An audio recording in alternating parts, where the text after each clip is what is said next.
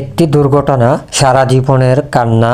স্বপ্ন যাবে বাড়ি, দুর্ঘটনার কারণে স্বপ্ন আর বাড়ি যেতে পারবে না। ঈদ আসলে চারিদিকে দুর্ঘটনা বেড়ে যায়। লঞ্চ, ট্রেন, বাস সবগুলোতেই অনেক দুর্ঘটনা ঘটে থাকে। গতকালকে এক মর্মান্তিক দুর্ঘটনা ঘটেছে।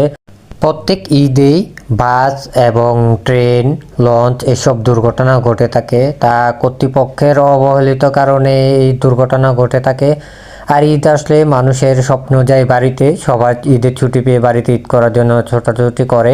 ঈদ আসলে অনেক মানুষ তাদের পরিজন হারায়, কেউ হারায় তাদের বাবা, কেউ হারায় তাদের মা, আবার মা হারায় তাদের ছেলে, স্ত্রী হারায় স্বামীকে, স্বামী হারায় স্ত্রীকে। ঈদ আসলে এই দুর্ঘটনার কারণে কত মায়ের বুক খালি হয়েছে সেটা বলার বাহিরে। এইসব দুর্ঘটনা দেখলে আসলে মনকে শান্ত রাখা যায় না। তো এভরিওয়ান দেখুন, এই যে ট্রেনের কত চাপ, অনেক মানুষের ভিড়, ছাদের উপর জানালা দিয়ে এত মানুষের ভিড়। আসলে ঈদ আসলে সবাই বাড়ি যাওয়ার জন্য আগ্রহী হয়ে থাকে। তা আমার থিওরিটি অনুযায়ী ঈদের ছুটিটা আসলে ঈদের আগে যে ছুটি পড়ে সেটা মানুষের একটু বাড়িয়ে দিলে ভালো হয়, কারণ সবাই বাড়ি যাওয়ার জন্য তড়িঘড়ি করতে হয়। তো আমার মতে মনে করেন ঈদের ছুটিটা একটু আগে দিলে ভালো হয়, কারণ মানুষ সুন্দরভাবে তাদের বাড়িতে পৌঁছাতে পারে।